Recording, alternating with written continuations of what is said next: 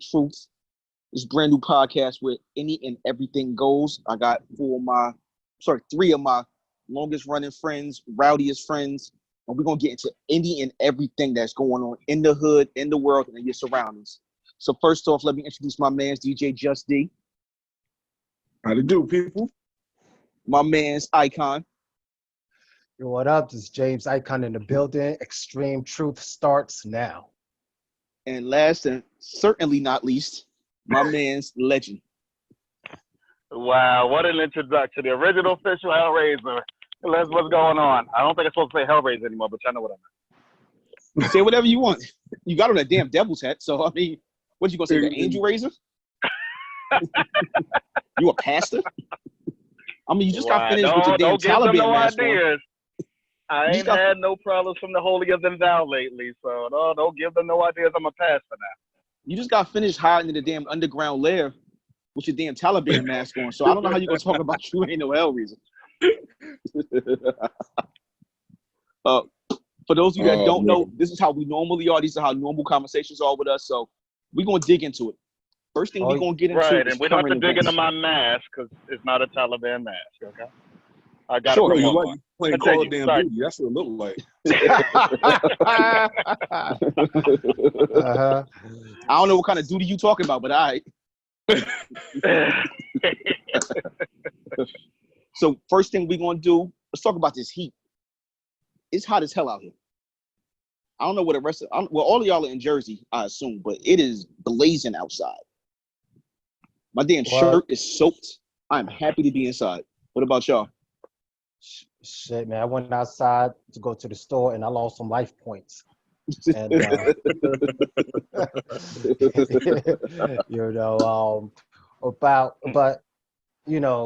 first of all, it's hot as hell outside. And there's a lot of people out here and this COVID-19 and they're not giving a fuck. Like extreme truth, no doubt. Like in Atlanta, I have cousins in Atlanta in mansion parties, going crazy, no mask on, videoing it for everybody to see. And it's like, I don't know. I'm still nervous doing a whole bunch of shit, man. Yeah. It's crazy. I feel you. And you should, because at the end of the day, like, you know what I mean? You still have to take precautions. People, just because they're opening up shit, it doesn't mean that there's a cure. It doesn't mean that anything's gotten better. It got better when nobody was coming outside. I'm not simply saying be fearful of coming outside, but you take your precautions. A lot of people are like, oh, shit, it's summer. It's time to get it in, and that's why we are where we are right now. Yeah. A lot of people not seeing that without that damn mask. Everybody's looking at it. A lot of people walk in the stores without the mask, looking like, oh, well, it's not mandatory law. I was like, I'm sorry, but if they put the shit on media, we gotta obey by it some way, somehow. I'm like, if they know more than we know at this point right now. So I'm just like, hey, I got no problems wearing the mask, but sometimes you forget. But I've realized a lot of people are not really just walking around like it's willy-nilly and shit. Well, the thing everybody's forgetting is the mask isn't for you. The mask is to prevent you from spreading whatever. So if you have something, if you have COVID or some other kind of issue, it's to stop you from it's to stop you from making everybody else sick. If COVID only made you sick if you didn't wear a mask, go ahead. Walk around, no mask on, nothing. Take deep breaths. But you're making everybody else sick with it on. So, if somebody come up to me and they ain't got no mask, I'll make them back up. I put my hand in their chest. I put a glove on first, though. But I'm putting my hand in their chest. Ain't nobody coming closer than 6 feet to me. I'm about to walk around with a kendo stick and just start pushing people away. So with all of this that's happening, you see they're trying to open up schools. I know a couple of y'all got kids. What do you think about them trying to send your kids back to school? Look, I already said my daughter and my younger son not going back. Okay. Me and their mothers already discussed it. They're not going back. So I'm preparing to be homeschooling for the rest of for next year. And my two oldest kids are in North Carolina in a hot spot. So I just pray they're all right. I know my oldest son, he's like pissed he's not going back to school because he was in like everything. But I gotta take it as I can. But hopefully he protected himself. Yeah. Icon, what about you? I know Lady Icon, is she still in school? No, she's out of high school. She's 19. Wow. So I don't have to worry about that shit. But it's it's kind of crazy because in the same places they talking about opening up schools, it's the same places that they reclosing gyms and shit Yeah. like that. So, and as of right now, as y'all know, that our so-called President Trump doesn't have any plan really. You know what I'm saying? He's not listening to a scientist. He's trying to downplay it. He even told the CDC a couple of weeks ago to make the plans less effective, I guess, because it was too harsh. Like the guidelines was too strict. hard. Yeah, too strict. You need to ease up on the guidelines, and that's crazy because the CDC is turning around and making these guidelines a little bit less strict, which the CDC must get the information from the scientists. So if the scientists saying one thing and we have a president saying, well, you know what? Come up with something different. That's scary, especially for our kids. Well, speaking of him, this is something that's funny. I don't know if you guys heard about it, but it was a hurricane in Texas yesterday. There's some really strong winds. And the winds from that hurricane knocked down part of the borderway. You know, you really got to be messing up when God is pissed off at you. Yeah. Did he talk about nuking these tornadoes too, or nah? Because I wouldn't put it especially past knocked down his precious wall. You know what I'm saying? I wouldn't put it past him. I'm not on Twitter, but I don't know. That man must have tweeted like 50 tweets by now. I do know that today he said he's not going to John Lewis's funeral. That already happened, man. I mean, he's not even invited. I mean, yeah. He ain't invited to the cookout. What funerals has he gone to? So you know, I wouldn't expect him to do. I just see him go to any funeral. So you know what he is? He's that kid that never gets invited to the party. He's that kid that never gets invited to the party. It's like, I wasn't going anyway. You weren't invited. Yeah, but Jimmy Bones, you mentioned John Lewis, and what a walk in history. I wish I would have had the chance to meet him. Born in 1940 to 2020. I mean, he had an amazing, hero type of life. You know what I'm saying? American icon, civil rights leader. At the age of 15, he's home on the radio, listening to Martin Luther King Jr. when they was doing the boycott, and got inspired at the age of 15 and never looked back since. You know what I'm saying? And he changed laws. He's, probably one of the last people from that era, from that civil rights era. I mean, we still got a little bit more. Jesse Jackson. Yeah, we still have a few, but we have to cherish the ones we have now because people that in the civil rights movement, shit, they are in their 80s and 90s, and they leaving us. So they was doing a big tribute on CNN. It was beautiful and everything, and he'll be missed. What's so crazy about it? I caught a piece of that. That's a nice funeral. That was one of the best I've seen in a long time. What's so crazy about it is that we're now living through another civil rights movement now. Mm-hmm. That's what's so crazy about Absolutely. It. It's like it's like we're losing our civil rights heroes as we're getting ready for our own. Yeah.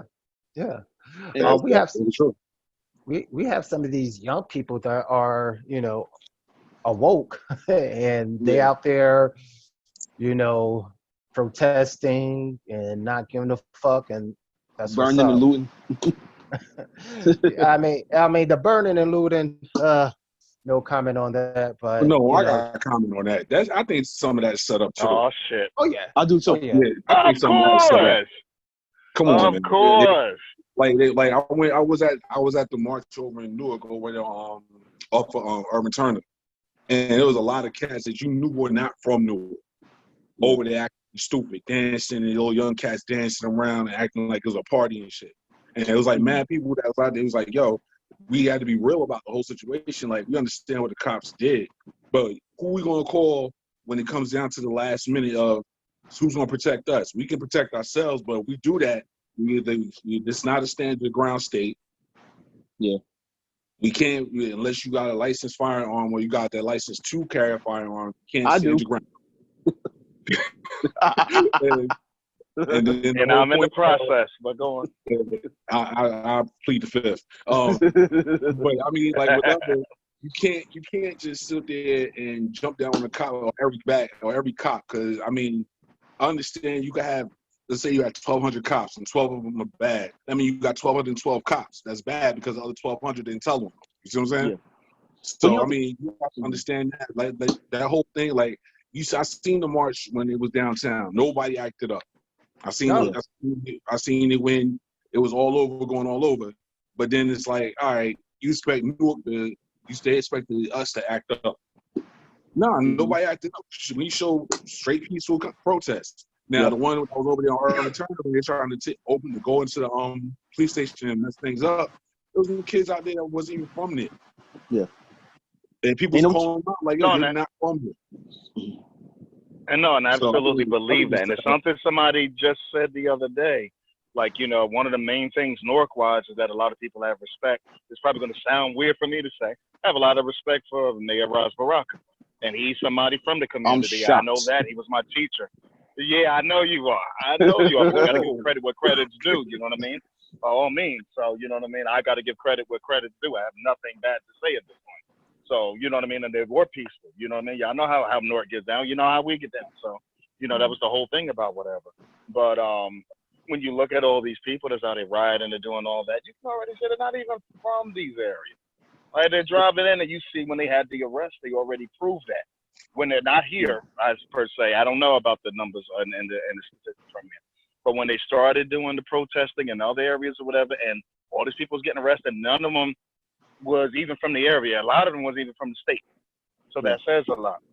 And then you look at the people that's doing it. That's all I'm going to say about that. And you know what else you have to think about too is if you don't have any power, if you don't have any capital, when you're out there burning these buildings down, you're now burning down a building in your neighborhood, and you're begging someone who you consider to be your enemy who disagrees with your goal, and you're begging them to rebuild this building. And since you really don't have any power, they're now going to rebuild their building and their image the way that they want. So what did you really accomplish besides destroying your own neighborhood? Now, if you're angry, you want to burn it down, great. That's cool. What's your plan tomorrow? We burned it down today. Great. What's tomorrow? What's our plan? Is our plan that we're going to come up with a process to hold these cops accountable? Is the plan that we're going to change the criminal justice system? Our plan's got to be more than just we're going to get angry and burn it down and hope they change it. Yeah. If we continue to have this mentality, we're pretty much just begging them to change their minds instead of having the actual power to make them do it. It's the difference between begging and demanding, especially if you don't have any power. That is true. Yeah, but let's not stay on the heavy stuff too long. Let's get into the stuff that's really happening out here. I know y'all are tired of hearing about it. Jada Pinkett, Will Smith, August Alsina. This thing, I have a different view on this than everybody. I don't care that if Will gave August Alsina permission. I don't care if Jada cheated on Will with this dude. The biggest issue is this dude broke the bro code. You doing what you doing, you messing with her, great. Why does the rest of the world have to know that? That's rule. That's the rule, especially if you shouldn't be messing with your friend's girl or wife or what have you, but if you are, you never, ever, ever, ever, ever tell anybody about that. What y'all think about it? Well, just to keep it honest and keep it the extreme truth, we just gonna call it like it is. He a bitch ass nigga. All right? Because I'm gonna let you know something.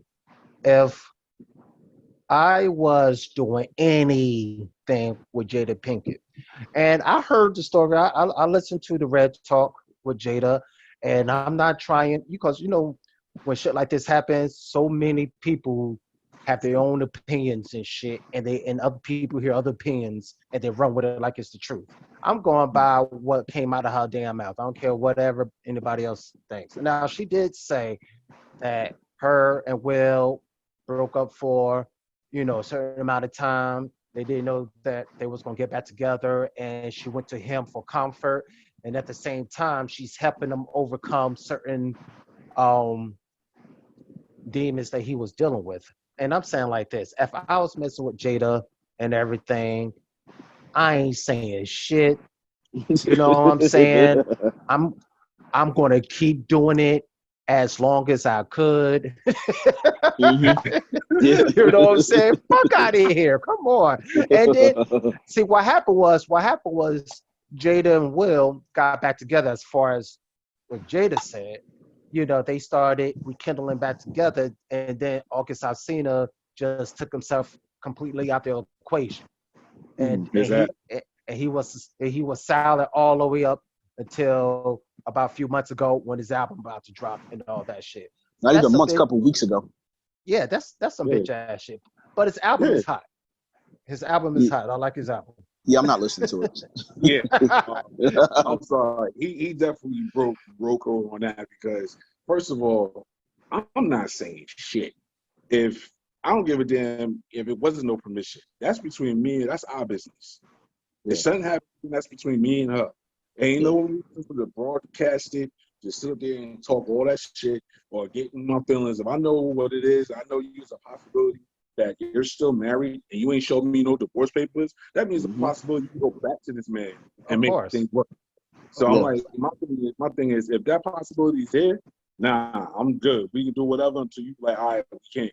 Then when we can't, then I'm like, okay, well, you know, I got feelings, but if you can't go that far, I'm not going to call what it is. I'm damn sure, I'll tell you like this, it would not leave the fourth circle here. It's like, look, y'all know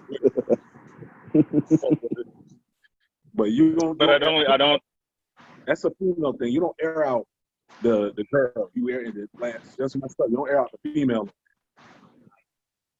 I mean, that's.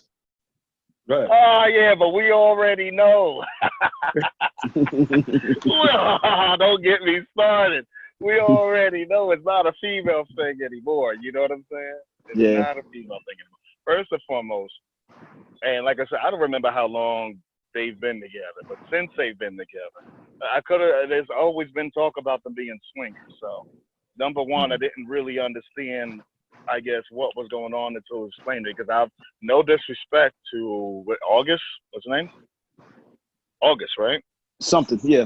It's September? August, September, October, whatever. Yeah.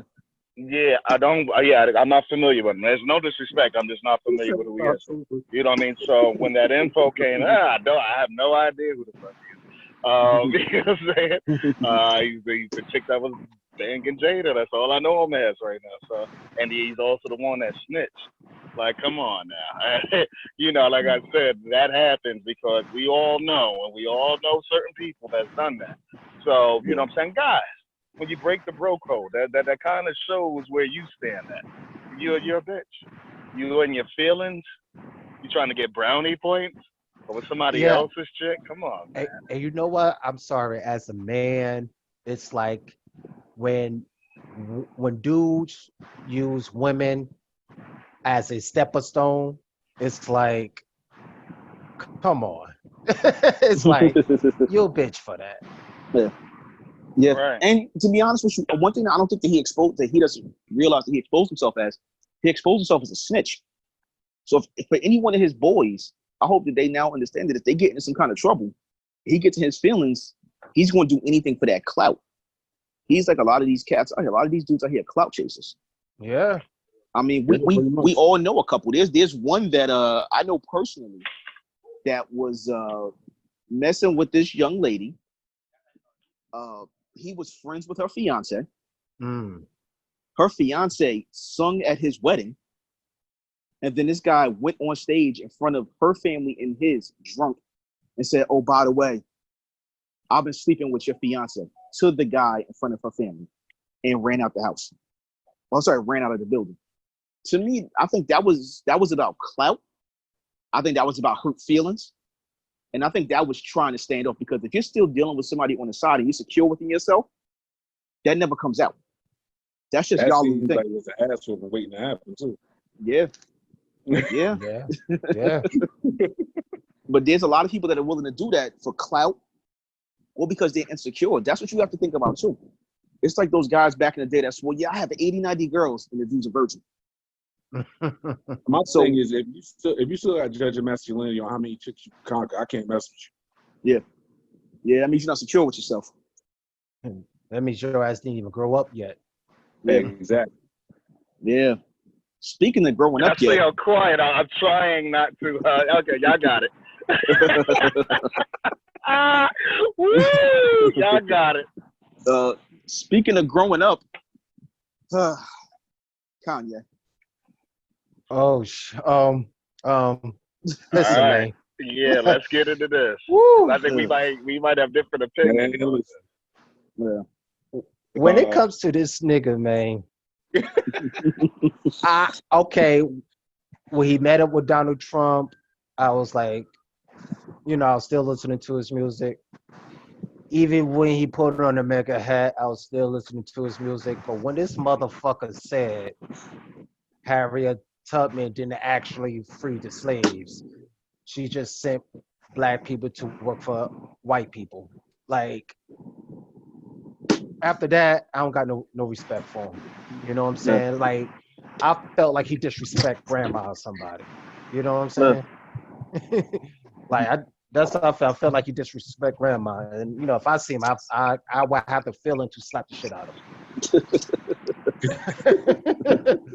I think everybody has a little opinion on Kanye. You know what the thing with Kanye that makes me the maddest is that he uses his mental health issue as a crutch for doing crazy stuff whenever he feels like it. Exactly. It's like remember when we were little and they said we had selective amnesia? He's got selective crazy. I'm perfectly fine. I got an album coming out. I'm about to jump off a building and say crazy stuff. And that's what he's doing. The thing is, he could get help if he wants to. But being crazy gets him attention. But you got to look at it this way. The way he's doing it is a quick way that he can sell records so quick. It's phenomenal. He might just sell out and get platinum again. Mm-hmm. He could be using it as a business ploy and everything for that. Word. So, I mean, you gotta look at it too. It's somewhat of a genius move, but then it's not because he's making himself look stupid. Exactly. And hey, hold on. Let me just take this time real quick, just to give a shout out. We have somebody else who's watching us. My partner Ryan Douglas, baby, how you doing? Hope all is well. She's showing herself on the video, so I don't know if y'all can see her, but y'all can wave at her. You know what I'm saying? Hey y'all. Yeah. Ryan, what's going on with you? Yeah. Oh, nothing much. Hey. You're Ryan. Right now, this is being recorded. You are a not planned, but fuck it. You are the first guest of Xtreme Truth. No way! I love it. Woo! I mean this with all due respect. Now we got a bad bitch here on Xtreme Truth. They don't know the half. Yeah, they don't know the half. You know what I'm saying? We're gonna Yo, Ryan, we're gonna give you the opportunity. Kai wants to say hi. You got two people here, technically. But I Kai got my headphones in because she's under 21. Yeah. Yeah, I'm a part of this show. Good job. Yeah, keep them headphones in. Oh yeah. Good job. Salute you to that. So Ryan, you right now you have the opportunity to ask 4 black men a question that you want to know about men or anything about men? Just with men. Here's the disclaimer. Hold up. Here's the disclaimer. I'm not giving out any secrets. I'm letting you know that. Oh, come on. But we'll give our extreme truth. We're gonna give you the truth. We can't give any real names or times or dates. Okay. Yeah, I gotta come up with a good one. All right. I feel like this one though has been on my mind for a minute. Okay, it happens to me often. Why, when a woman tells you no, right? Do you then turn around and belittle her? It's like, hey, can I get your number? No, I'm sorry, I'm not interested. Well, fuck you then, you ugly ass. Like, wow, I wasn't ugly just a second ago. Like, what? Why though? But we claim that we love our black women. You know what I mean? Like, you want us to love you guys. Why can't we get the same respect? Like, I think it depends on the kind of guys that you're dealing with. Exactly. Every type of black man ain't the same. Like I have another show, and on my previous show, I just did an episode called "Am I Black Enough?" because I showed that it's more than just one type of black person. You know, so it's not every black man that's like that. You know, like me, I get pissed off if I see a dude disrespecting a female because, you know, as black men, we're supposed to protect black female because nobody else is. And same thing with black women. We need black women to protect us because, again, nobody else is. Mm-hmm. So, again, if you see a dude that's doing that, he's not one of ours. Yeah, pretty much. We kicked him out. He ain't part of the crew. He's part of the crew. He can't sit with us. I got it. But then there would be those, right? Those guys that are like, let's say it's 2 guys or 3 guys, and they really just let their man speak to her like that. Like they don't say one word like, yo, bro, that's taking it too far. That's unnecessary. They really just go with it as if it's okay. Well, you know, one of the things that's left manhood is accountability. You don't really have accountability like you used to. It's different reasons why. For one, some dudes don't have to be accountable. Other reasons is you don't have men in the household like we used to. Absolutely. When we were younger, we had men. So as a man, you were held accountable as a man. But now you have a lot of women raising their men. Not to say there's anything wrong with it, but it's better when you got a 2-home household. Like it's common now to see women saying, "Oh, I'm gonna wish myself a happy Father's Day because I'm holding it down for both." No, you're not. So now what are you teaching your son? You're now teaching your son that his father doesn't have to be accountable because you holding it down for both of them, for both. So I think accountability is a big thing. Great point. Plus, now back to the original question, right? Okay. I think we forgot a part. Oh yeah, we forgot a part now, right? The original question is whenever we try to ask, not we, but when men in general ask for the number, whatever, right? Okay, so there's also times when that response is very disrespectful. This is the reason why, like, when I'm out in public, you would be surprised how much it takes me. If I see a pretty woman, you know, and I don't know or whatever, to go over and speak or do whatever. Because a lot of your sisters of all nationalities, sizes, shapes, wealth, poorness, whatever, you know, they got a lot of slick mouths, or it's not even about slick mouths. It's like ego. Because let me tell you, and this is something I talked to a close friend like a few months or so ago about, where we're talking about options. Women will always have options. You know what I mean? That's just the truth. Because in one day, you'll always have 20 men who either looking at you, trying to get your number, or otherwise, you know. Unless you're in Atlanta. With men, we have to make 20 options. Shout out. So with the guys, they're going to make 20 options for themselves, even if they got turned down 15, 13 times, 15, 16, 17, whatever times it is. So now they take that as a lot of them that's ignorant, so they'll take the one and they'll just apply it to everybody else. Like, you know, I know you well enough to know if somebody came and tried to approach you or whatever, you'll say it respectfully, just like you said. And they're going to go off and try to save face because that's an ego thing also. You know, a lot of guys, they don't like rejection and things like that or whatever. So they feel like you're not sweating them, but they might got this other woman that looks like you or fits your description or whatever. And they're all over them for the wrong reasons. So they don't take and look at your resume before they ask how you doing, can I get your number? There's no resume process. Shit, I wish it was. Trust me, I wish it was. You could save yourself a lot of heartache and a lot of stress, right? What? Exactly. And don't forget a lot of money, too. Yeah. Because we don't need to take you out on any unnecessary dates. Like, for what? Yeah. Right. And one thing that just women have to realize, you know what I'm saying? You could probably love a black man, but you can't love a nigga. You know? You know, because, I mean, you can't, I mean, y'all women can love a nigga, but, you know, don't expect much, and don't be surprised when nigga shit start happening. You dated a nigga. You know what I'm saying? And like, and for anybody that's listening to this for the first time, you should be, because it's the first damn show. Yeah, there's a difference between the two. Continue, Icon. Let me give that disclaimer before we go on. Yeah. And before I continue to use the word nigga, I mean, anybody, black, white, Hispanic, that just stupid and is a nigga. Y'all know what I'm Yeah. you know. Yeah. Besides, also with that, the male ego, some male egos are fragile as hell. Yeah.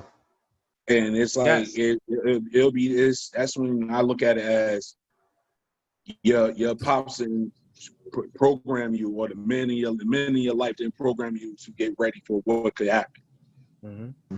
Right. So if that happens, it's like I'll give you a perfect example.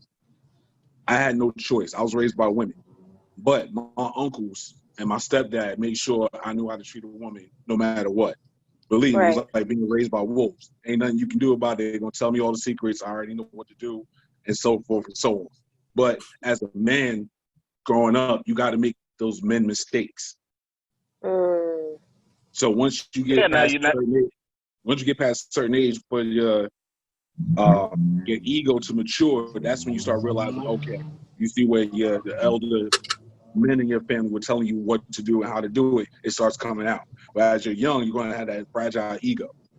So that's a lot of dudes out here be like, okay, well, fuck you too. And maybe she just don't want to be bothered. You just gotta leave it at that. Yeah, it's crazy. That, or like can you have friends? If you tell them you're involved, can you have friends? Like, dude, would you want your girlfriend to have a friend like how you trying to be my friend? The thing is, the like, guys don't what care. Is that? The guys don't care. You know what it is? It's all about, you know what, let me conquer. As men are conquerors. That's just our mindset.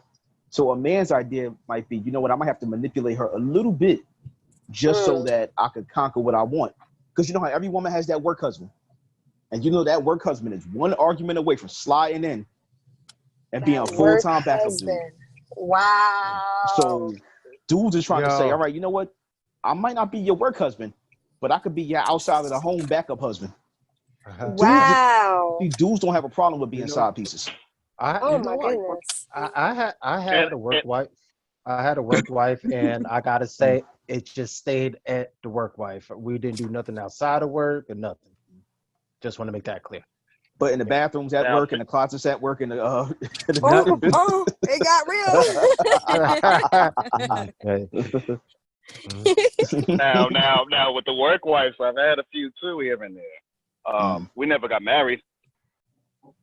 Now, but as far as anything proceeding on, it actually has happened. Why is it so dark out here? Really? Because it's 8:44, man, on the east side. Oh, okay. He said the street lights were supposed to come on, though. I'm not even on the street, though. You know what I'm saying? This suburban life, bro. Oh, wow. Suburban life. Yeah. You got to get the house lights, the outside lights. Yeah. There's something. Yo, so check this out, y'all. I came up with a crazy ass scenario question that I think it might get under a lot of people's skin, but this is the extreme truth, and I'm not supposed to give a fuck. Right. So let's say that that's the employee of the month right there. Go ahead, Ike. Yes.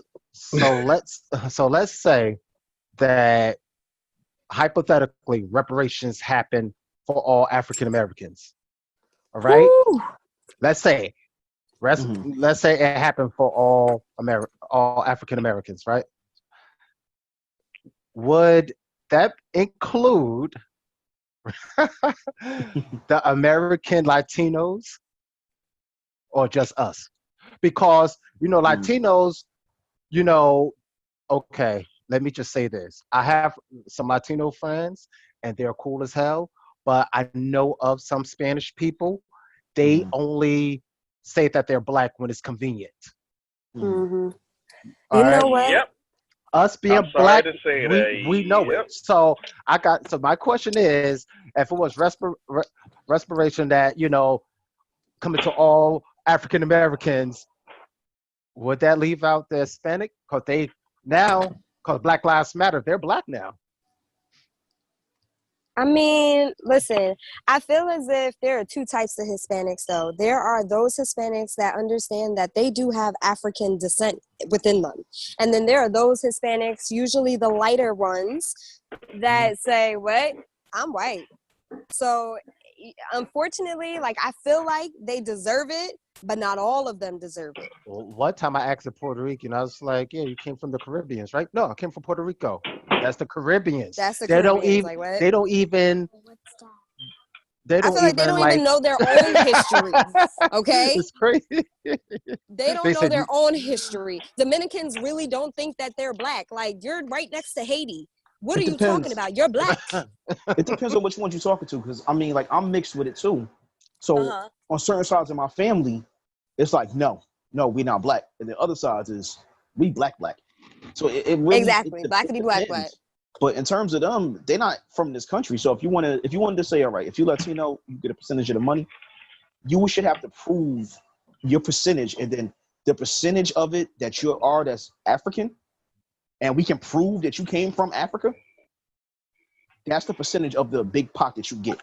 So if let's just say every black person gets 100. Well, no, what it wouldn't even work like that. It will work for just African Americans, because that African Americans right. Our ancestors we got fucked up through the slave trade. So it doesn't matter if you came from Africa. It should matter if you're African American.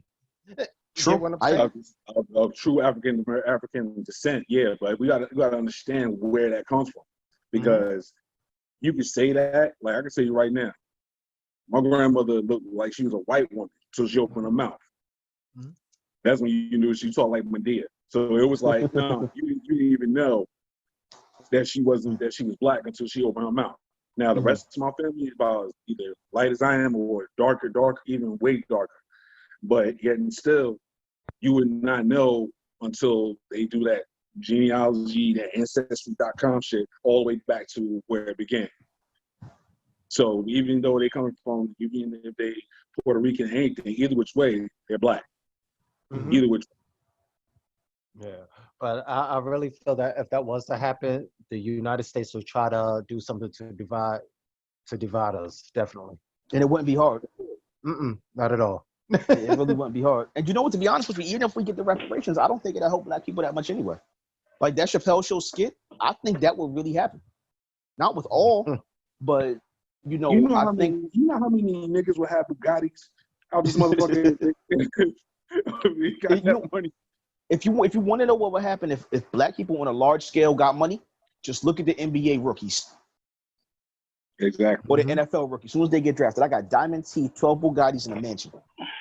And within a year, man, I'm broke. Well, yeah.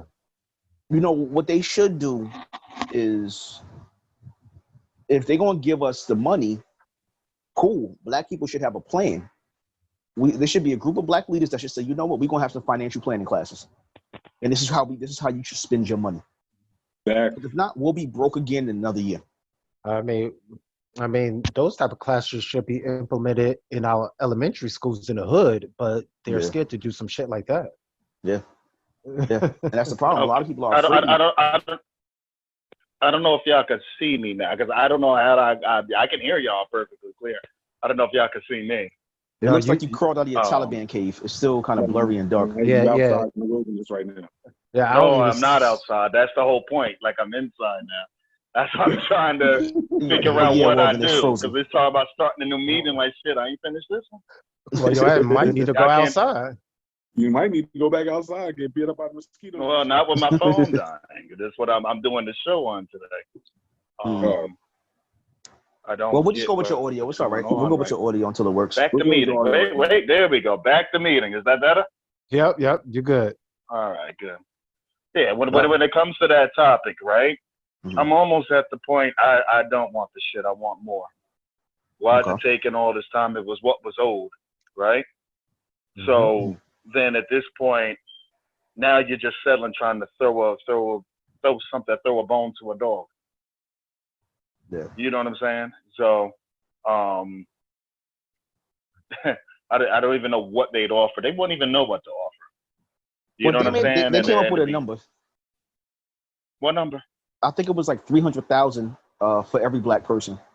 They would get that amount of money, but the thing is, there's nothing that comes without strings attached. What there will be some type of strings attached to it. You know, if they gave us that money, you know how much taxes they're gonna take out? Yeah. Hell yeah. They're gonna make new ones: black man tax, hood tax, chicken shack tax. They said that they didn't give us tax free. That'll never happen. Exactly. Yeah, but Wasn't there a state that they were actually giving reparations to? And what they did was they took it and invested it in like some kind of business for them. Well, they were talking about it in one state. I don't think they ever officially did it. Oh, okay. Because I'm like, so basically you're going to give me money and then take it to invest in something that I probably don't even want. Yeah. Something that you probably want to tax me or... That sounds about right. That sounds about right. That's what they do. That's what they do. So I'm not even... So that's why I said, you know what I'm saying, at this point, don't even know if be happy with whatever they throw, because I don't even know, you know what I'm saying, first of all, the people that went through that for us, they're not even around anymore. Yeah. You know what I mean? So, you know, that no dollar figure, no matter what they throw out there, is going to bring them back. And even the people and the generations after them. You know, yeah, I mean, I feel you, but do you understand that, like, the white man is so far ahead? We literally make 1% based off of, like, compared to what they make. And what they do is they created generational wealth for themselves. So, like, the white people already had things to leave their children. We have nothing to leave them. We don't have a home. We don't have a business. Like, I used to come home from school and I'm going home. Johnny's coming home from school. He's going to his dad's business to learn the business so he could take over. But you know, the one thing that I think that generational wealth came from our backs. Exactly. I agree. So either which way, when it comes down to it, at the end of the day, we got to find out a way to make our own generational wealth and make everything work for us. But like, and if it's in that case, if it's in that. But yeah, but if in that case, then what do? Do you take the 300,000 or what? That's the point I'm trying to make. Well, what is the amount that's going to make it right? Hell, I can survive off of nothing will ever make it right. But you know what I'm saying? Some people can burn through $10,000 in a week. Well, listen, so you know what I'm saying? At the end of the day, what number? Who's going to agree on what number? You know what I'm saying? If they was going to give it and that was what it was, then yeah, give it to me. Like I said, I don't even know what the figure should be with everything that's been going on. Can't make us all billionaires. I don't agree with that because you know what I'm saying. There's got to be balance. I'm not paying shit back. No, I'm not saying you, but I'm saying how do they pay us back? Like they fed our children to alligators. You know what I mean? They knocked our teeth out to force feed us so that way we can continue to work for them. Like, right? It's just wow. To be honest with you, I don't think it's about them paying us back. I think that we need to figure out how to put ourselves in a position where we don't need them to. I think that's real freedom. Real freedom is when we can take care of ourselves. Because it's an old joke that Patrice O'Neal told. He said, somebody said, there's no way that slavery will come back. He said, well, since we don't have any power, what makes you think that it can? He said, we're just relying on the promise of slave owners that they'll never do it again. He said, it's like a woman that got beat by her husband, and the husband says, all right, I'm not going to hit you no more. And then you just say, okay, cool. I'm good because he promised he'll never do it again. And since that wife has no power, she has no choice but to go on that word. So it's the same situation. Right. So if Black people really want to do something, we got to figure out what it takes to build our own. Right. But see, that's what I was saying about what would be the number be. 300,000 is not no little fucking number. I don't give a damn who you are. You know what I'm saying? So that's the whole point. If you're smart about your shit and you on your grind, you can make that. You can flip it. I need not more than half less or whatever of that to make it work. So you know what I also think? Okay, that would be fine. But you know what I mean? At the end of the day, does that erase everything else that's happened? So like I said, at the end of the day, what exactly is the number? And then, like I said, who's going to be responsible with that and do what we need to do? So like I said, it's a lot of different questions and open-ended answers to that whole situation. Shit should have been done, I don't know how long ago. But you know what I'm saying? Now it almost feels like an insult. You know what I mean? I mean, 300,000, that seems like an insult to me. But, you know, you got to give me back a state or something, the whole state. Well, you know that just happened in Oklahoma. No, I don't want any of these states. I love Jersey, as you could say. But no, I don't even want the state. You know how much money you can make off of having a state? You could build a whole Black community. Like, you know how they redline us? No, we redlining you.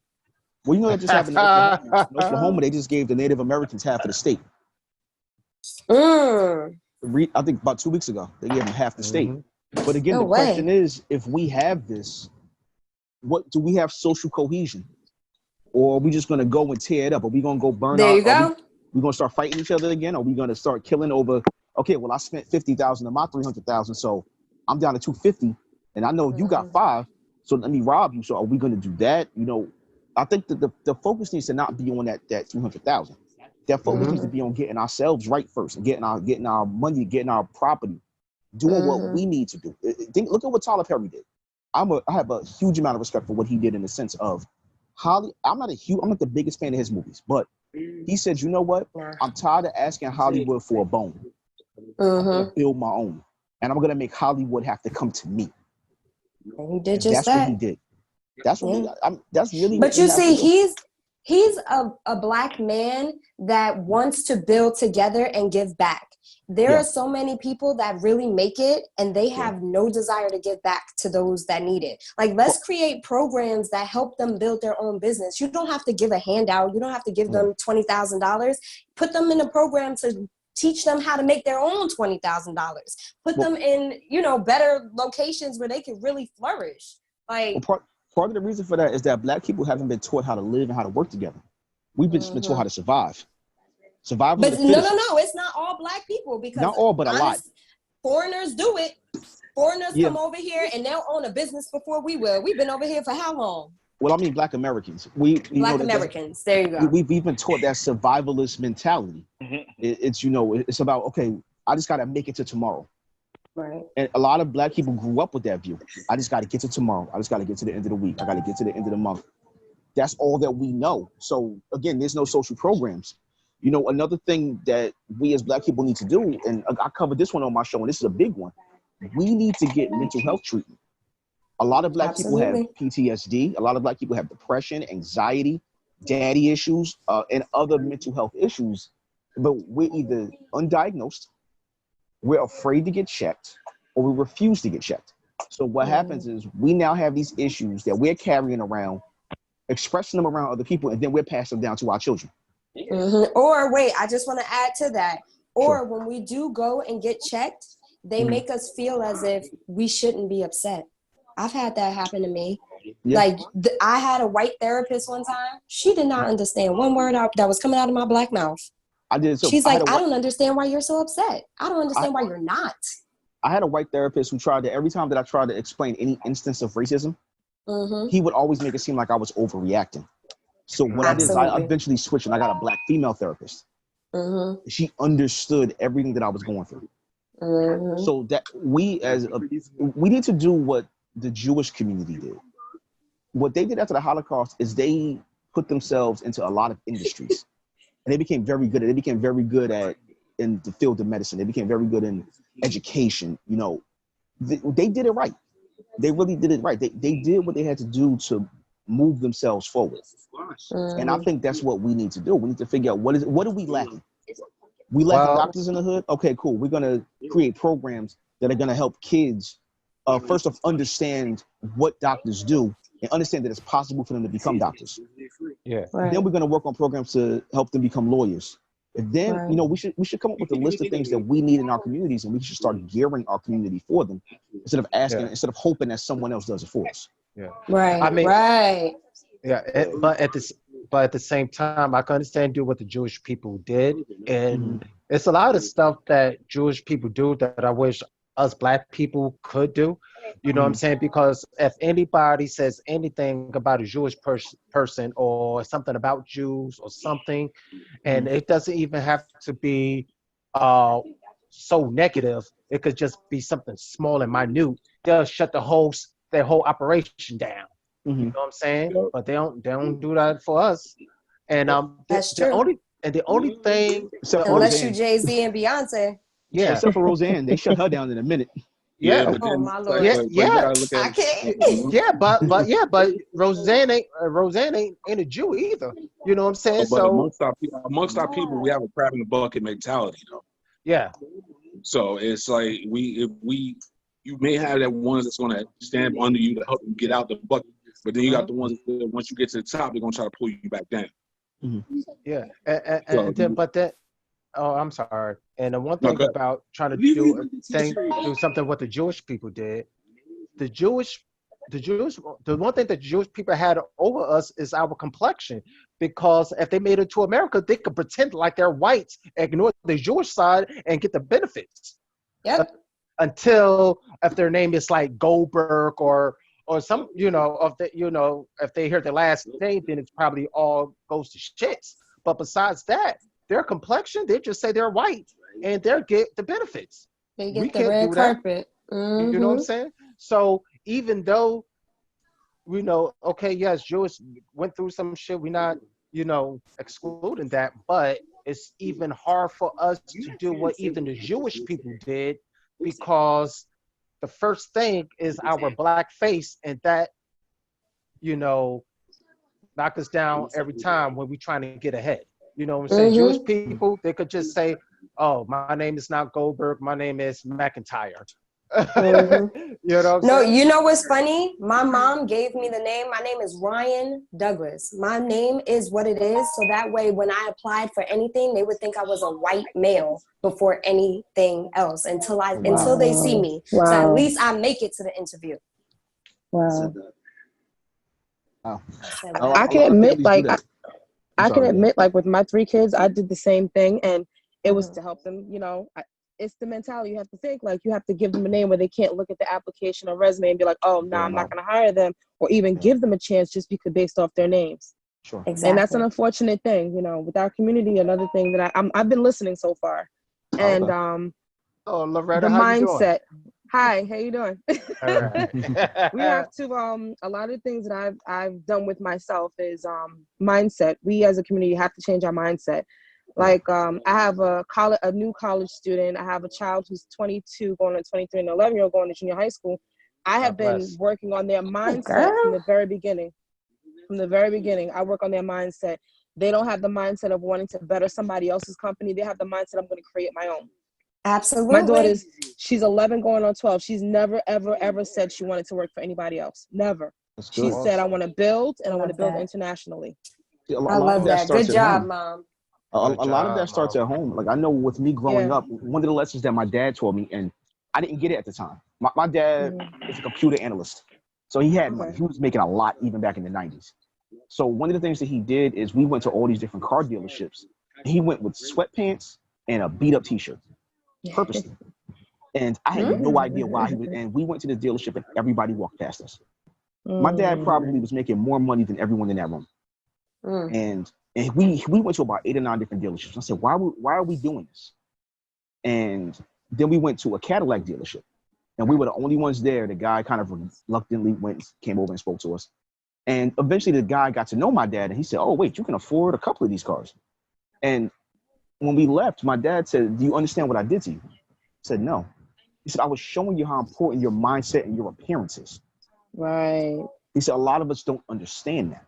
He said, if you think about it, if I would have come in here acting like I had a lot of money, they would have treated me a certain way. If I would have come in here speaking a certain way, they would have treated me different.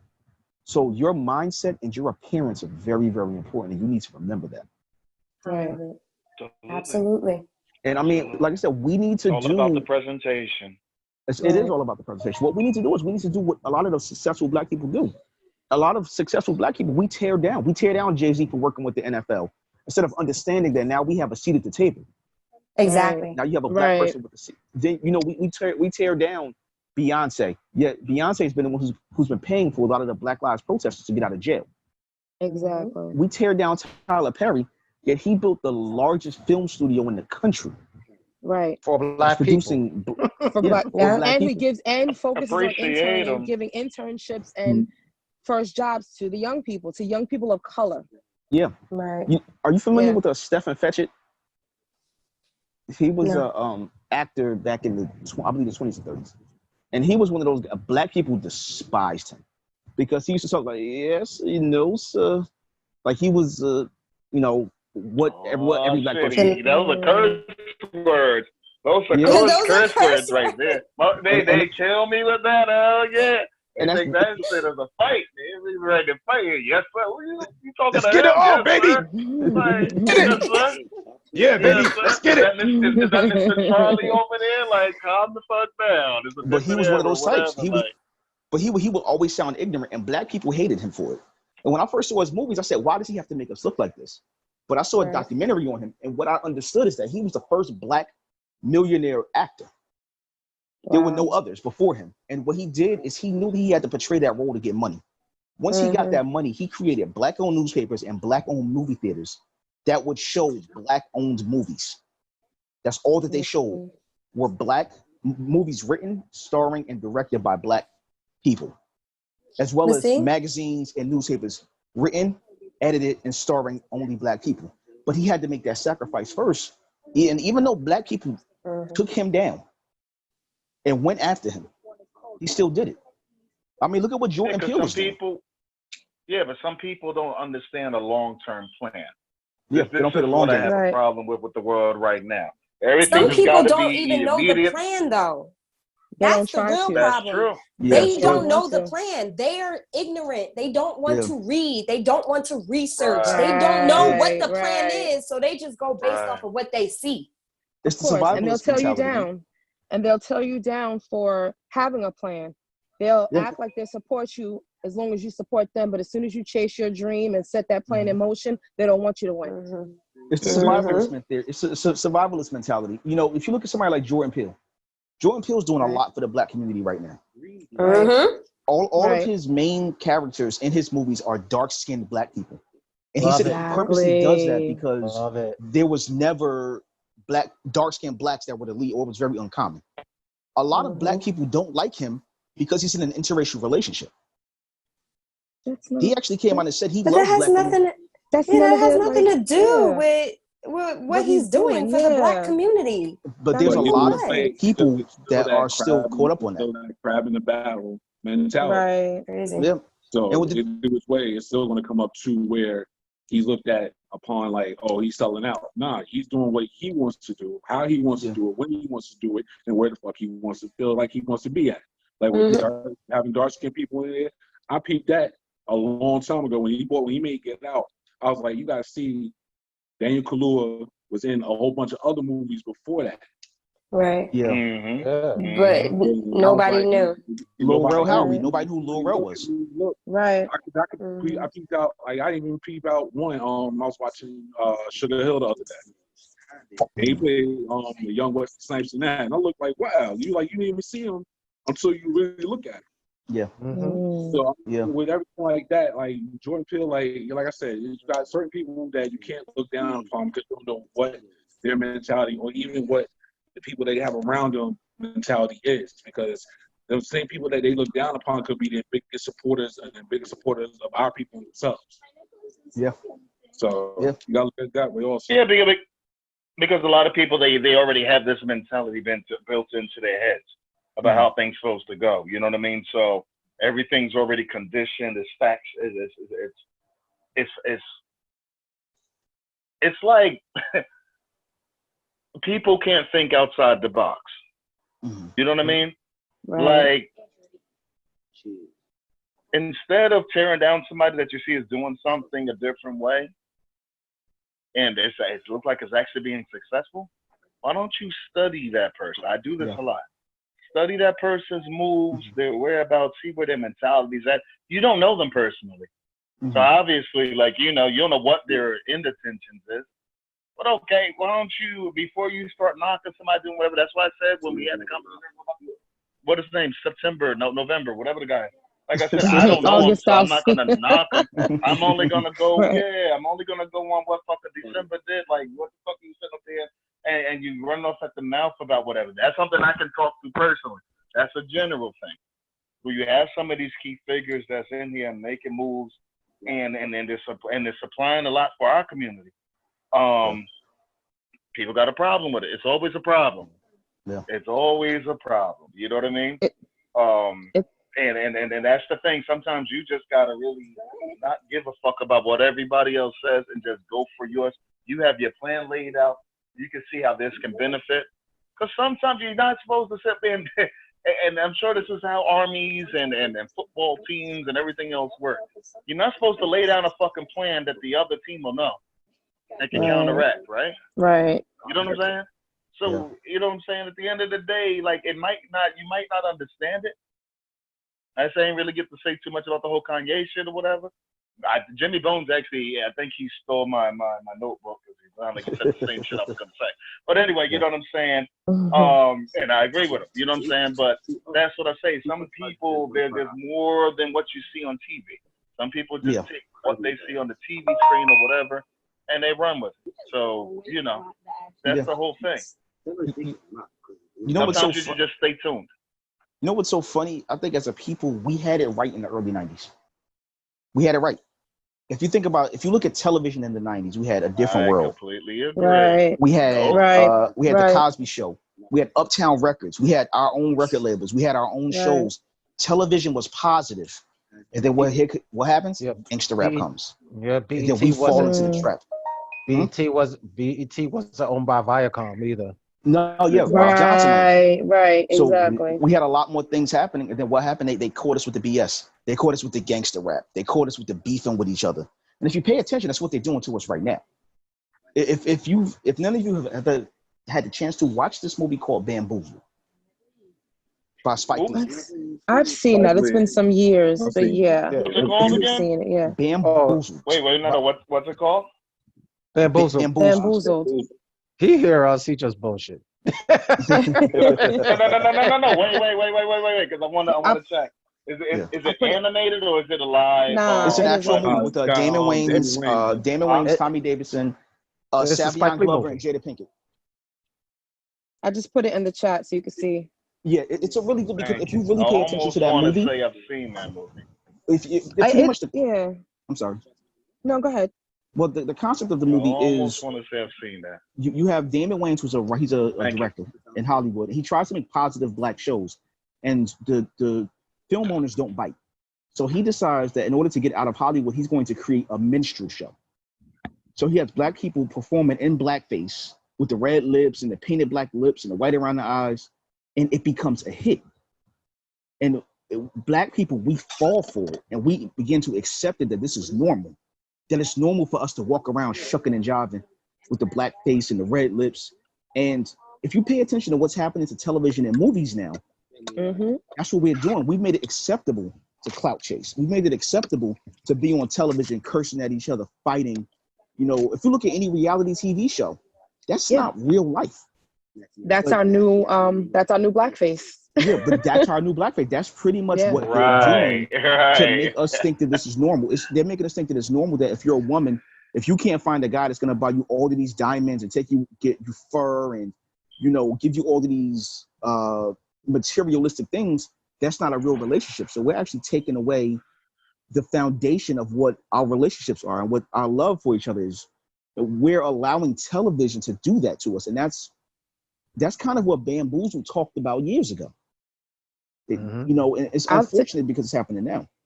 I'll take it one further. From what you're saying, they're making it the norm and be okay to be in a tumultuous relationship where there's verbal abuse back and forth, there's cheating, there's not carrying yourself in a certain light. Like it's okay to pop and twerk and have everything just out there instead of, you can be sexy but be classy all at the same time. Yeah, you can. You know what I mean? And then and then like when it comes down to reality shows, I actually personally know somebody on one of the reality shows, and they put her in a light that I hate because she's not like that.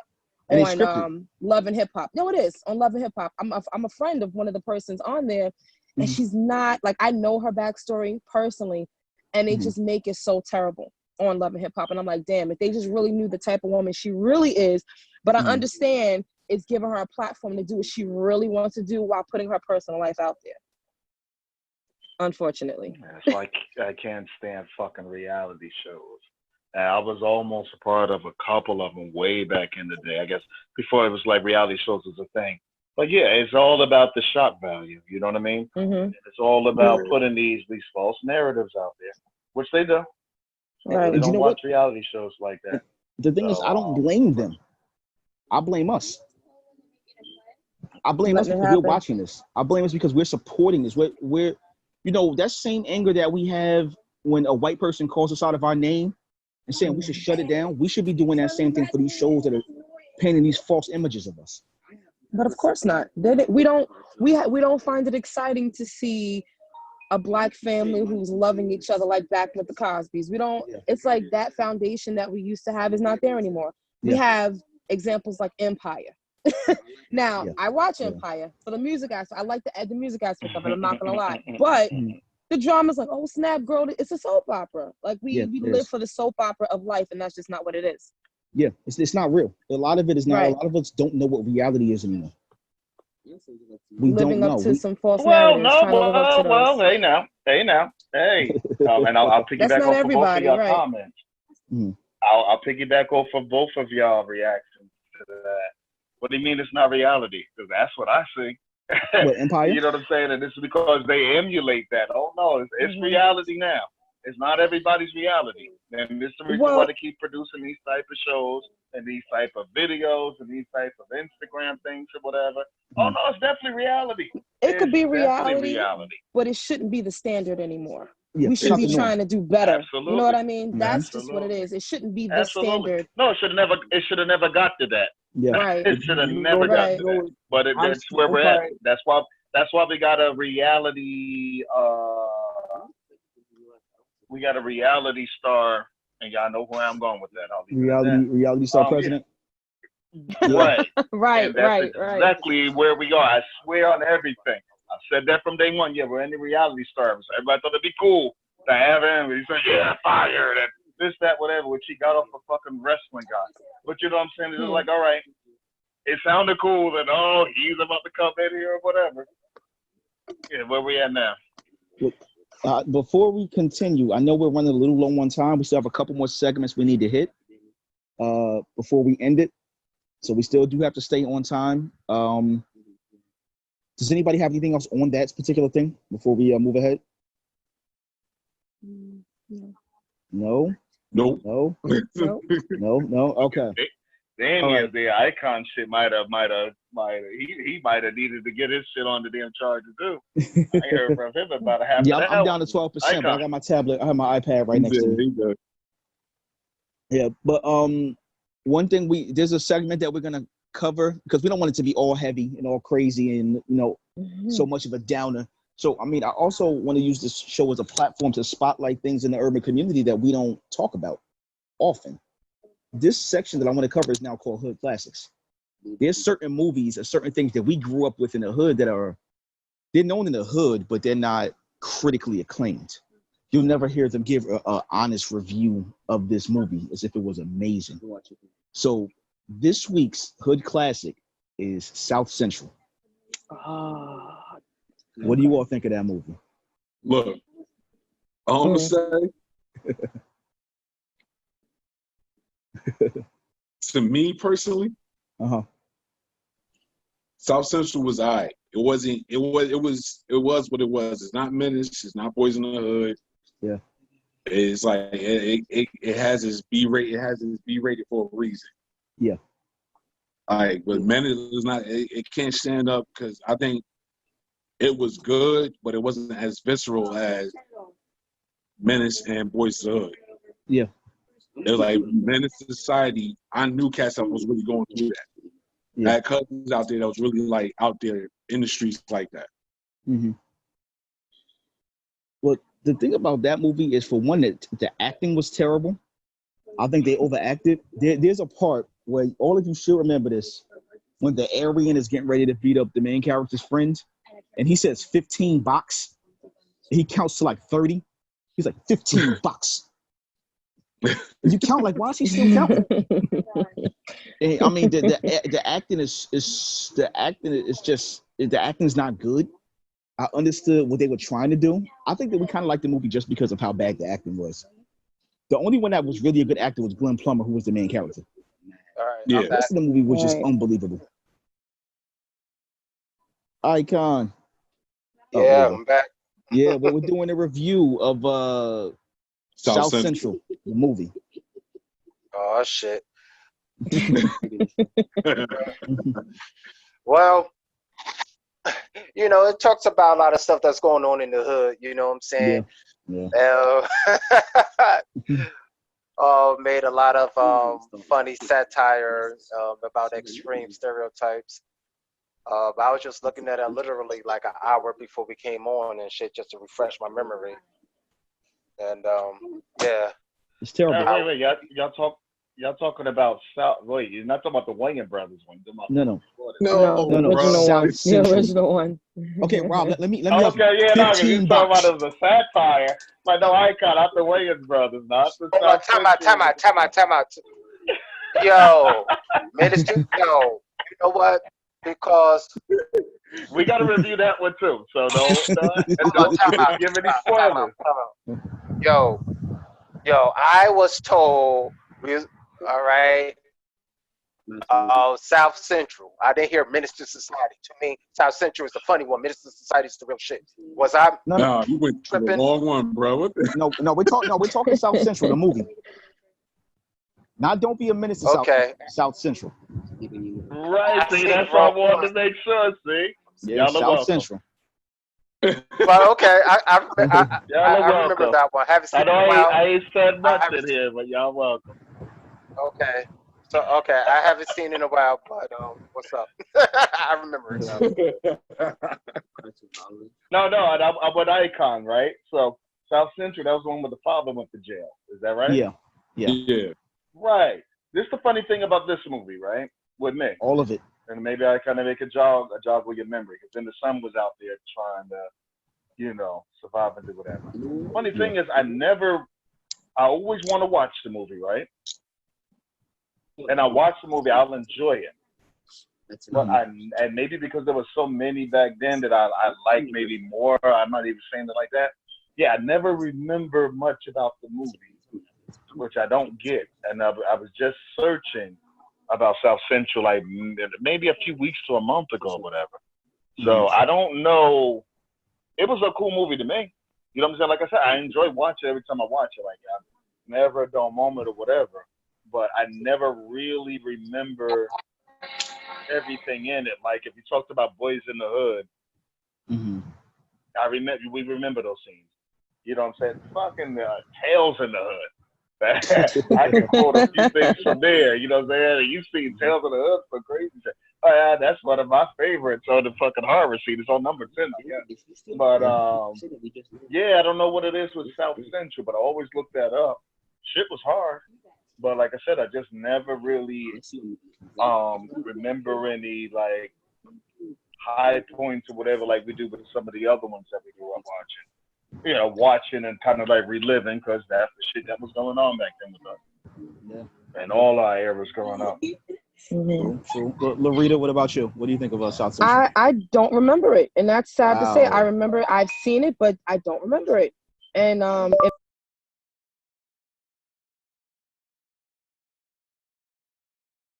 makes me want to go back and watch it. And like he was saying, Boys in the Hood, I could remember that easily, but yeah, I don't remember South Central. That's terrible. I remember just because of the title. I know what it's about, but I can't recall anything specific. And that's the whole point. That's what I'm saying. And it was a good movie. When you go back and watch it, you'll like I said, for me, I enjoy it every time. But for just some reason, I get it mixed up with the others. I can remember the others. I remember Jews.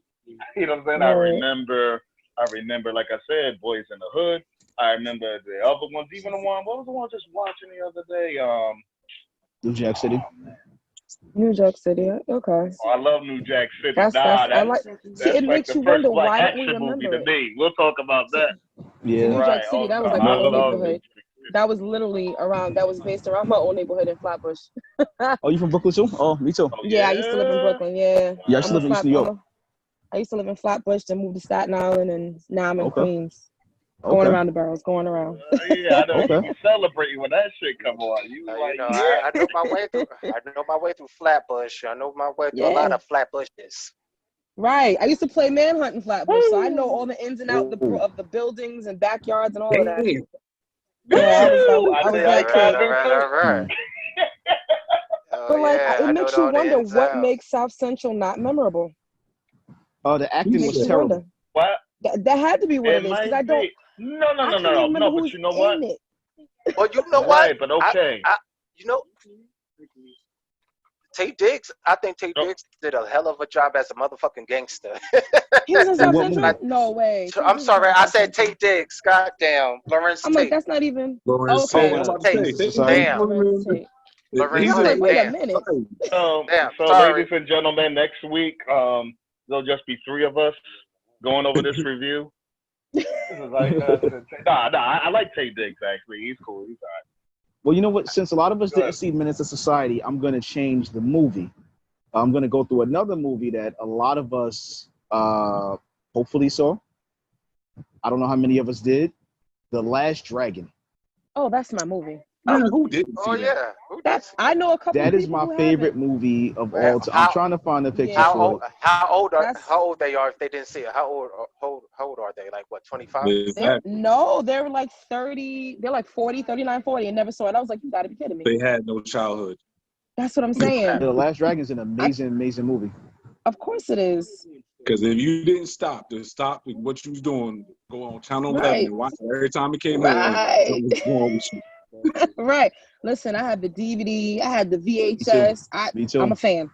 It's my My favorite friend was movie. like, "Ooh, can I borrow it?" I was like, It "No, ma'am." It was the greatest African American movie that wasn't about our history. And even though it was just kind of like, oh my God. Bruce Leroy with beating up Eddie Bruce Arcadian. Leroy. Right. And then Vanity. And then, Rhythm of the Night. You know what? That was the first time I ever heard Rhythm of the Night. Okay, Really? what about that soundtrack though? Let's piggyback off that. What about Yeah, that that soundtrack was good. It's kind of hard. That Me soundtrack coming was from the hard. acting world, that's what I'm talking about. You know what I'm saying? Combination of a hard ass movie, hard ass soundtrack. You know what I'm saying? I can't say the actors was great, but I enjoyed them. I'll give them a fucking Golden Globe Award just for that. You know what I'm saying? They don't deserve it probably, but it was an awesome movie. You know what I You mean? talk about, hey, my Like that, man, right? what it look like. That doesn't deserve an Academy Award. But that's the Oscar right there. Right. What it That's looked what I'm like. saying. I mean, think about it. This is the thing. They say that if a movie deserves an Oscar, it's because it was memorable. I'm gonna prove to you that this movie was memorable. You ready? And just say what you're supposed to say after that. Am I the prettiest? So no. enough. Yeah, I spoke first. So Am I the baddest? Hang on. Am I the baddest? So no. Show enough. Am I the baddest, most low down in this town? So Show no. enough. What's my name? So no. So no. That movie deserves an Oscar. That right there, that proves your point. That movie deserves an Oscar. Yeah, I mean, it's so many of these hood classics that people don't respect. What about the Five Heartbeats? Oh yes. Oh Heartbeats no, was a yeah. failure. You let me lead off about the Five Heartbeats right That there. Oh my God. That movie was a flop in the movies. That was like me. I used to be in a singing group. That was our favorite. That was like between them and Boys to Men. Like that's what we modeled ourselves on. Like Five Heartbeats. Yeah. Yeah, 5 Heartbeats is hard. History, right? If they ever did a play, it'd be a waiting list to get into it. Of course it would be. That's a classic too. 5 Heartbeats. Yeah. I'm surprised. I'm surprised they didn't do a Broadway show out of that. They were talking about it. It just never happens. Because that would be a great show. Yeah, it definitely would. The story is good. The music is good. And again, a classic line. The acting was good. The acting was good, but here's the classic line. My work hours are from when? Oh man. 9 to 5. 9 to. Nah. Oh, sorry. Keep going. It's from 9 to 5. Hang on. Nights like this, I wish raindrops would.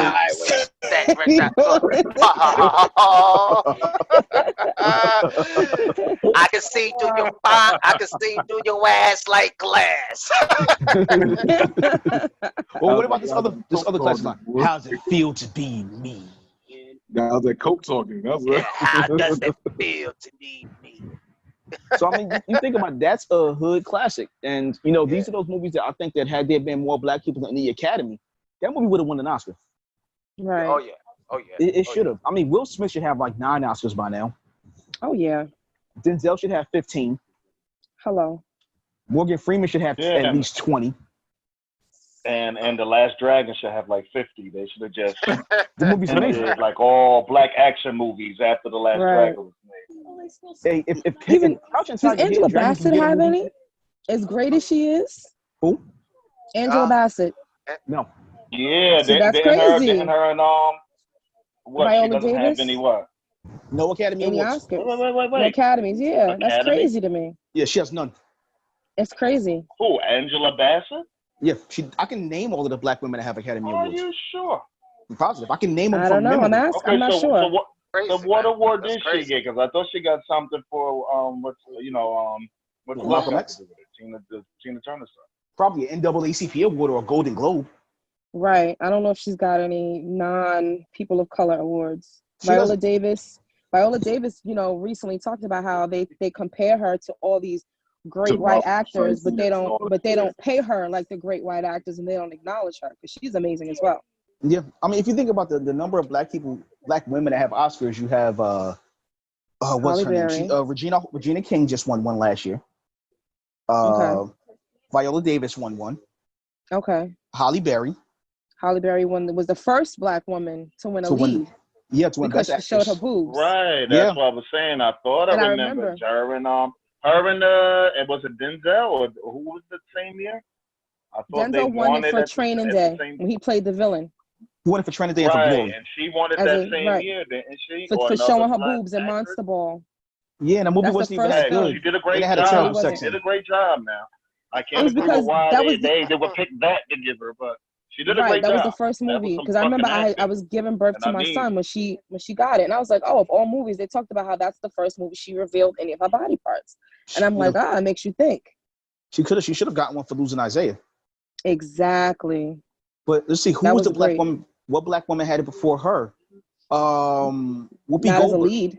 Whoopi Goldberg. Not as a won it. lead. No, as a supporting actress. Whoopi Goldberg got one. For Ghost, was it? I believe so. And then before her, was it Hattie McDaniel? I believe it was Hattie. I don't know. Hattie McDaniel Yeah, was doing remember it before they wasn't even giving out like those type of roles, like leading roles or any type of roles that would shine like that. They were giving them. Right. They just With, weren't you know, what I'm saying, a lot of recognizing them. black actresses, and too, like I said, Whoopi Goldberg. Like I want to look back and see what awards did she? Like she played that. Well, she won everything. Color Purple. That scarred me for my childhood. So, But think about I hated a certain person in that movie forever. Not Really? because I saw it as a kid. Yeah. Was it Angela Lee? I did too. Danny Glover. But that's the sign of a great I actor. could not Yeah. stand him. But that's the sign of a great actor. Real talk. Right. I think that Definitely. Angela Bassett should have won one for Malcolm X. Oh, absolutely. I think that movie should have won Best Picture. It should have won Best Actor, Best Actress, Best Director, Best Screenplay. Of course not, because you got to think of who the story was about. Yeah, and it was and a great. what it empowered and what it reflected as far as coming together as a people. They're not gonna, of course not. They're not gonna support that. They don't want that to be the narrative for us. Yeah. They don't want us as a people to come together and say, this is what we're gonna do. Black own this, black own this. Let's support and lift up our brothers and sisters. They don't want that.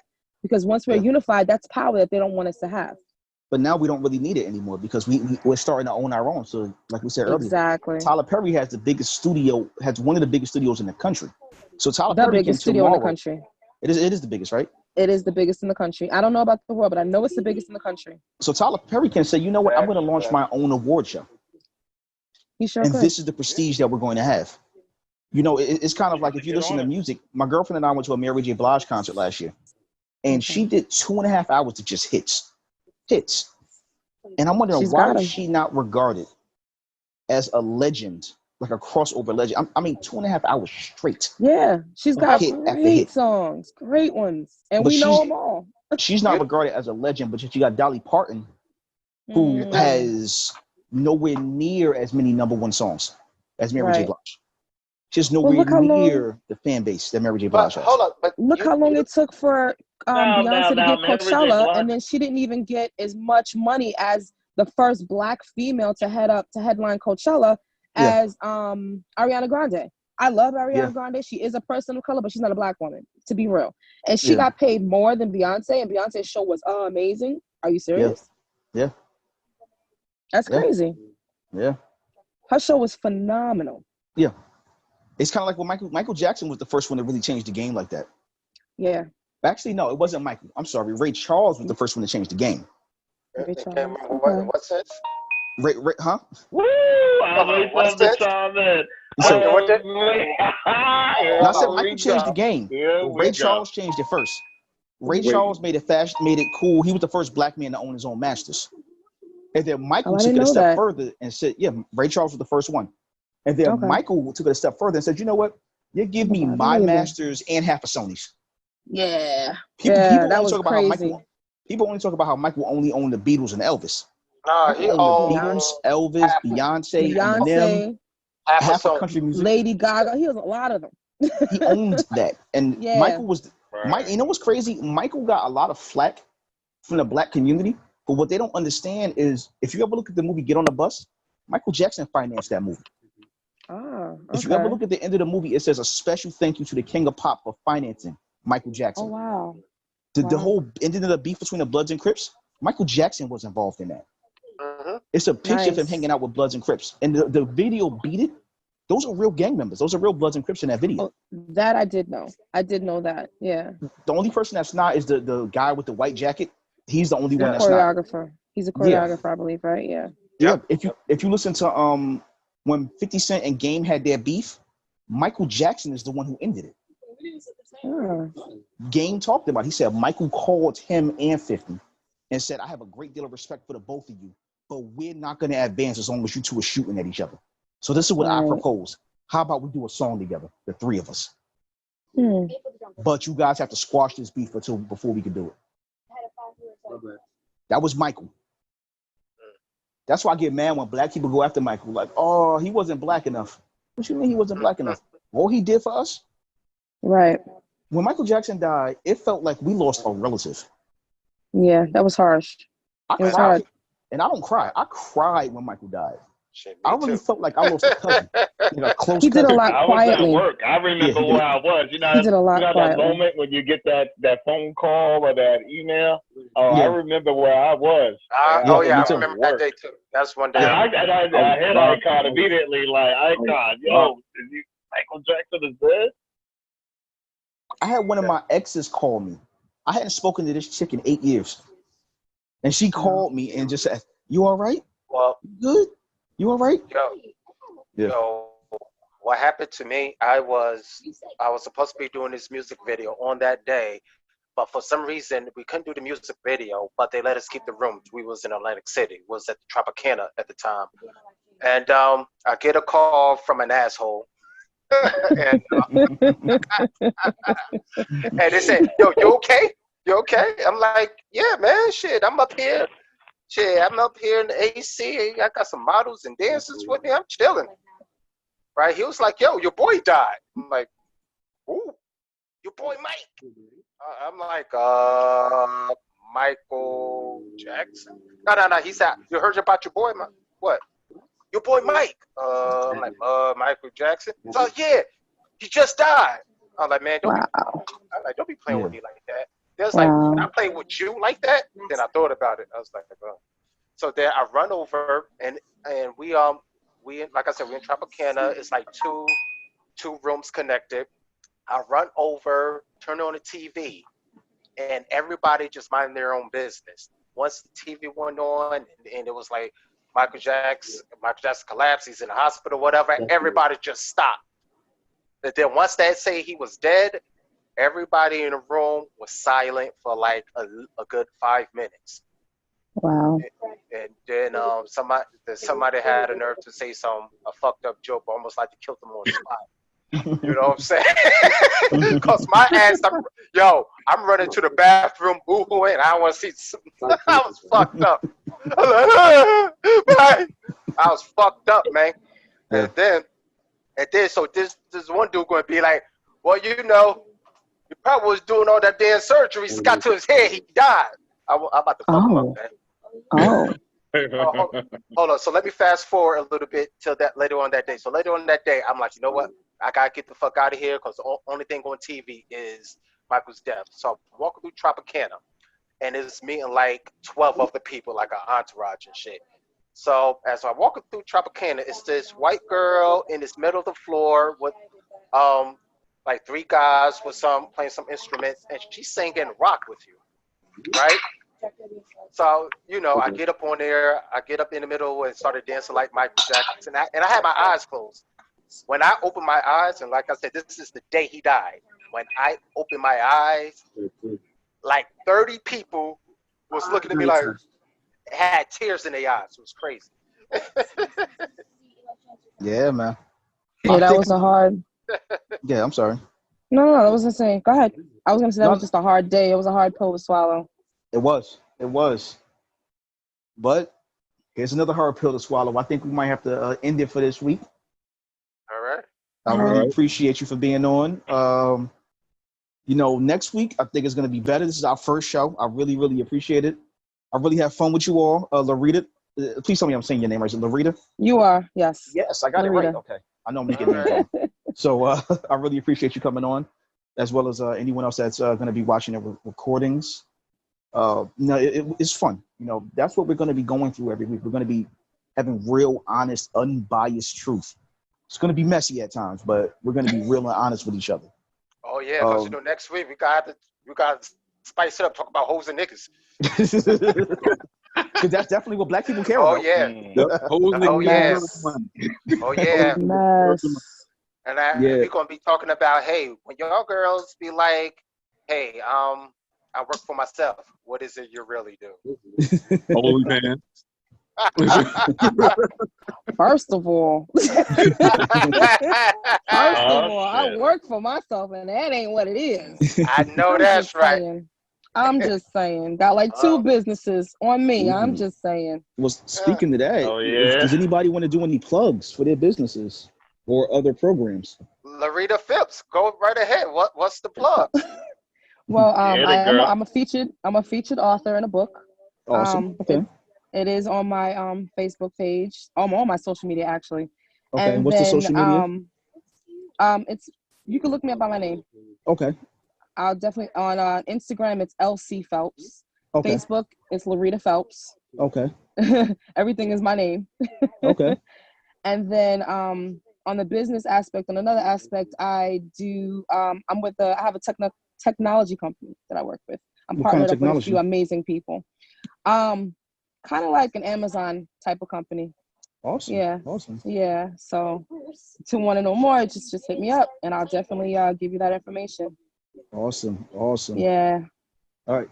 DJ Just D. Yo. You got any plugs? Nah, not today. Okay. What about the Instagram? Oh, Instagram is DJ Just D at NJ. That's it. You know what? DJ we should put we should just put them in the chat. I'm just saying. That's also an option. Yeah. Some people don't read. Mr. Legend Damian Simmons. Yeah, so Instagram, it's Legend Damian, and that's spelled Damion. I know there's another Damian on here, spelled slightly different, you know what I'm saying? But Legend Damian Simmons. Love you back, your mother. Definitely that on there. Okay.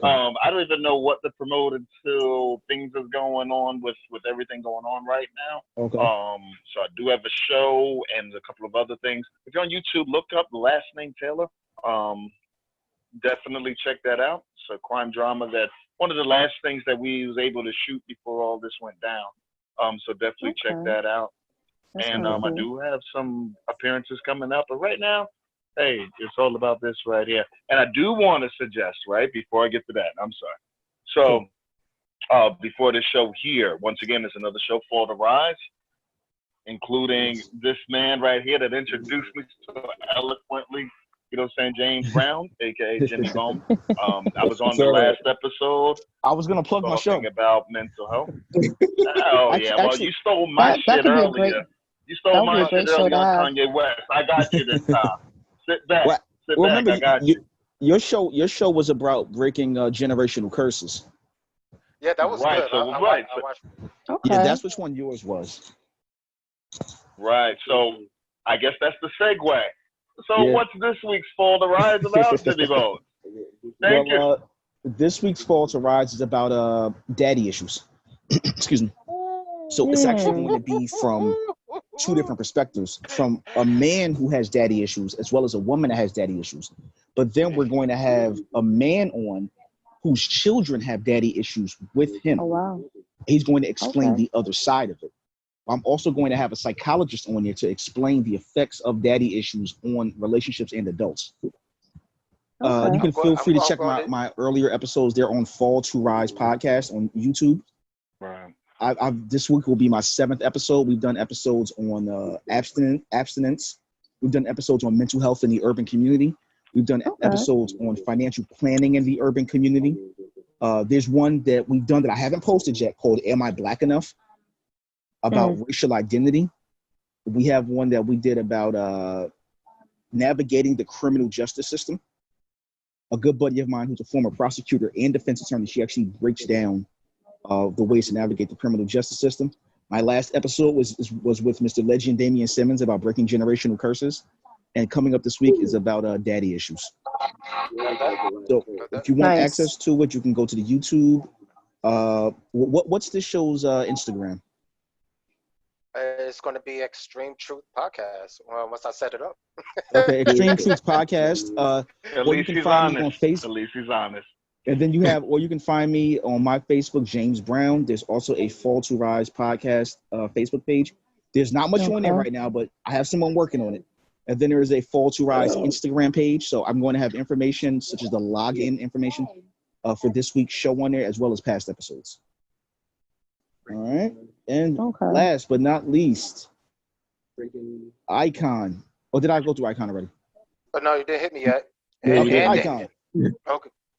All right. So, Icon 127. That's on Twitter and Instagram and YouTube. James Icon Grant. And if you forget that, just James Icon Grant. You'll find everything. My Twitter, YouTube. We're going to be having some more dancing on Twitter and YouTube, and some more skits coming up on YouTube. So it's going to be cool. Okay. All right. So yet again, we thank you all for being on. We'll have, updated information on our Facebook, Instagrams, YouTubes. We'll have all of that information up there this week to get you ready for next week. Hold on. Okay. Well, I just requested 2 of you guys that I could find. I got you. I accepted on Facebook. Like I said, Icon 127. Oh yeah, one more thing. Sure. Ryan Douglas was just here with us. We do have. She is my dance partner. We do have an Instagram called Jira Dance. Jira Dance. Okay. That's JIRA Dance. Jira Dance Connect. Okay. And it's gonna be a lot of more stuff coming from me and Ryan, so it's gonna be dope. Okay. All right. Well, yet again, I thank you all for being on, and we'll have some updated information on next week's episode. If you have any ideas or any comments that you'd like for us to discuss, please feel free to contact us at the Xtreme Truth Instagram page. Absolutely. And Gmail. Gmail, yeah. Oh, sorry. Well, the Gmail is extremetruth@gmail.com. Did I get it right, Icon? Extreme Truth Pod. Xtreme Truth Pod. You can tell that I didn't set it up. Yeah, at gmail.com. At Gmail, Xtreme Truth Pod at gmail.com. Listen, I'm not judging as y'all are talking. As y'all are talking, I'm looking y'all up. Oh, that's perfect. There we go. That's perfect. That's perfect. I'm looking it up. That's perfect. We might need her for office right there. She's the background. You know what I'm saying? All strong kings. There's always a queen. Yep. So we might need you. Definitely. Definitely. Hey, Larita, feel free to watch the shows. You know, I have my YouTube. Feel free to comment if there's things that you like or don't like or want to change. Feel free. Let me know. I'm always open to it. No, listen, I don't try to tell anybody to change anything. Like, if that's your truth and that's who you are genuinely, go with it. Or if there's things, go with it. If there's things that you maybe want me to cover, you know, I'm always I have open a couple to of ideas. I have an idea already. Well, or you can email me at falltorisepod@gmail.com. So, you know, I'm always getting ideas. Believe me, we're doing episodes on pedophilia in the urban communities. But we got a lot of Definitely stuff something coming needs up. to be touched on. We got the next 20 weeks planned, but my focus right now is also on this show. Okay. Yeah, Gotta Xtreme do something Truth Podcast. about the ladies and how, they're viewed and Okay, that's wanted and desired. Next week. Yes. So maybe we can cover Yeah. that next week. That might be something Yeah. next Am I week. leading that? Am I leading that show or nah? Hell no. Well, you know what? We can cover that next week. And you know what? Larita, Don't tell a even friend be to tell a giving her friend. the Bring some wrong ladies on impression, board. bro. We can have us an honest Of course. conversation about it. Of course. All Now, right? I have a friend or two in mind, and okay, my apologies in advance, because their mouth is very unfiltered.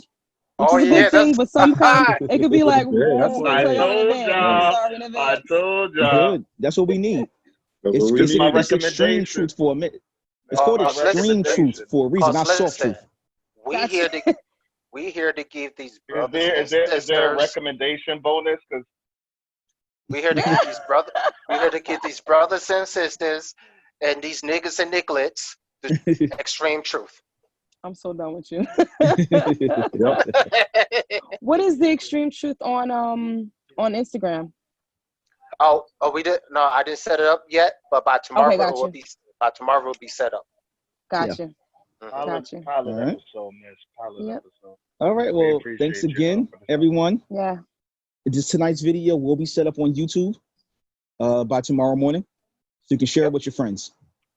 Awesome. All right. All right. All right. Have a good night, everybody. For everyone, Have a good for one. Alright, DJ y'all. Just D, Thank you. Appreciate for you. Legend Damian Simmons, for James Icon Grant, for the one and only Jimmy Bones, and for my X, guest that we baby. had on tonight. Thank you. X, Have a baby. good night. Good night. Extreme. I- Up. Long night. Later.